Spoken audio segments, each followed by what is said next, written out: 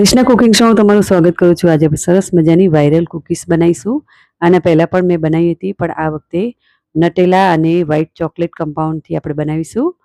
તો અહીંયા આ રીતનું પીગળેલું બટર હોવું જોઈએ. તે અડધું બટર લઈશું આપણે. પછી તેની અંદર બ્રાઉન સુગર નાખીશું. જો બ્રાઉન સુગર તમારી પાસે ન હોય તો રેગ્યુલર સુગર તમે નાખી શકો છો. તો અહીંયા થોડી કેસર સુગર પણ મારી પાસે હતી, એ નાખી છે. તો બંનેનું 1/3 જેટલું આપણે લીધું છે, એટલે 2 કપ ભરીને આપણે સુગર લીધું છે. મિક્સ કરી લઈશું. તમારી પાસે કોઈ પણ એક હોય તે પણ તમે સુગર નાખી શકો છો. તો અહીંયા 2 થી 3 ટીપા આપણે વેનીલા એસેન્સ નાખીશું અને 2 થી 3 ચમચી જેટલું દૂધ નાખીશું. બરાબર મિક્સ કરી લઈશું તેને. જરૂર પડે તો આપણે બીજું દૂધ એડ કરીશું પાછળથી. તો અહીં 1 કપ મેંદો અને 2.5 ચમચી જેટલો કોકો પાવડર લઈશું.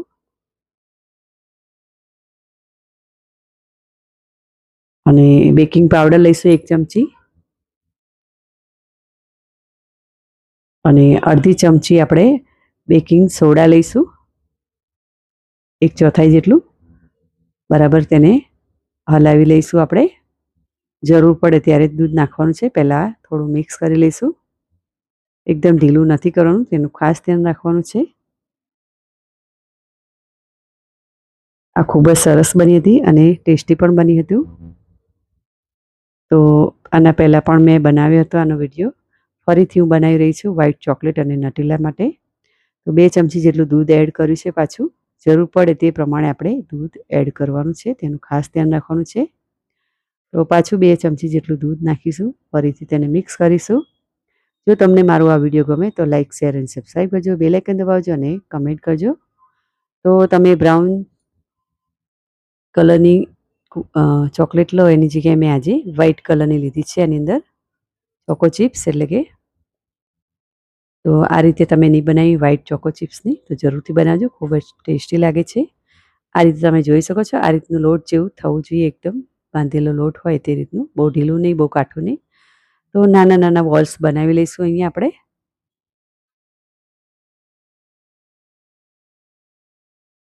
તો એ મોટો બોલ્સ છે તેને આપણે આ રીતે ફેલાવી દઈશું કેકના ડબ્બામાં.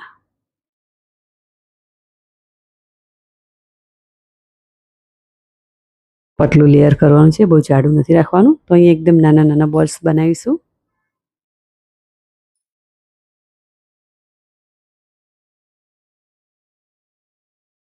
તો અહીંયા મારી દીકરી બનાવી રહી છે બોલ્સ એકદમ નાના નાના. તેની અંદર વ્હાઇટ ચોકલેટ કમ્પાઉન્ડ મૂકી છે અને બીજામાં નટેલા મૂકીશું 1/2 ચમચી જેટલું.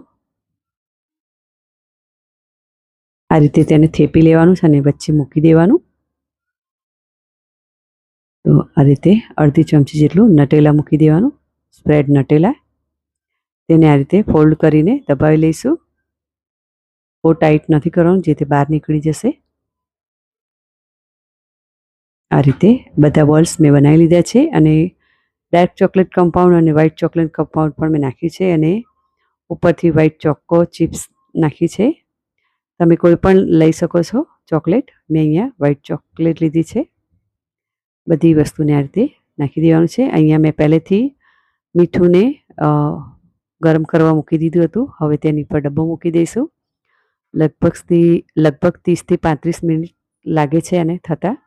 તમે જોઈ શકો છો થોડી થોડી ફૂલવા લાગી છે, એટલે આપણી કૂકીઝ તૈયાર થવા લાગી છે.